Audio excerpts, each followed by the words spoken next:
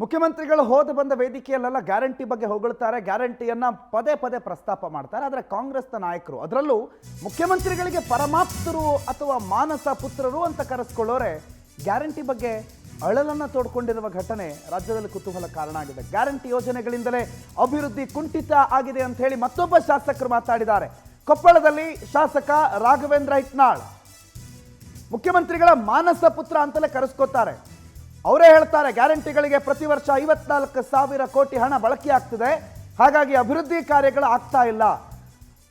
ಆದ್ರೂ ಕ್ಷೇತ್ರದಲ್ಲಿ ಅಭಿವೃದ್ಧಿ ಕಾರ್ಯ ನಾವು ಮಾಡ್ತಾ ಇದ್ದೀವಿ ಅಂತ ಕಾಂಗ್ರೆಸ್ ಶಾಸಕ ರಾಘವೇಂದ್ರ ಹಿಟ್ನಾಳ್ ಅಸಮಾಧಾನ, ಒಂದು ರೀತಿ ಒಲ್ಲದ ಮನಸ್ಸಿನಲ್ಲಿ ಅದರ ಬಗ್ಗೆ ಇರುವಂತ ತಮ್ಮ ನೋವನ್ನ ತೋಡ್ಕೊಂಡಿದ್ದಾರೆ ಕಾರ್ಯಕ್ರಮವೊಂದರಲ್ಲಿ.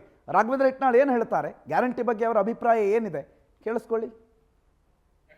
ಗ್ಯಾರಂಟಿ ಯೋಜನೆ ನಮ್ಮ ಸರ್ಕಾರ ಕೊಟ್ಟಿರೋದ್ರಿಂದ ಸ್ವಲ್ಪ ಅಭಿವೃದ್ಧಿಗೆ ಕುಂಠಿತ ಆಗೈತೆ. ಯಾಕಂದ್ರೆ ಪ್ರತಿ ವರ್ಷ ನಾವು 54,000 ಕೋಟಿ ಇಂದ 9 ತಿಂಗಳಲ್ಲಿ 39,000 ಕೋಟಿ ಮತ್ತು ಈ 5 ವರ್ಷದಲ್ಲಿ 54,000 ಕೋಟಿ ನಮ್ಮ 5 ಗ್ಯಾರಂಟಿ ಯೋಜನೆಗೆ ನೇರವಾಗಿ ಇವತ್ತು ನಿಮ್ಮ ಮನೆ ಅಕೌಂಟಿಗೆ, ಅಂದ್ರೆ ನಿಮ್ಮ ಅಕೌಂಟಿಗೆ ಅಲ್ಲ, ಮನೆಯಲ್ಲಿರ್ತಕ್ಕಂಥ ತಾಯಂದ್ರ ಅಕೌಂಟಿಗೆ ನೇರವಾಗಿ ಜಮಾ ಮಾಡ್ತಕ್ಕಂಥ ಕೆಲಸ ಇವತ್ತು ಸರ್ಕಾರ ಮಾಡಿರೋದ್ರಿಂದ ಸ್ವಲ್ಪ ಅಭಿವೃದ್ಧಿ ಕಾರ್ಯಕ್ರಮಗಳಿಗೆ ನಡೆದಿದ್ದಾವೆ.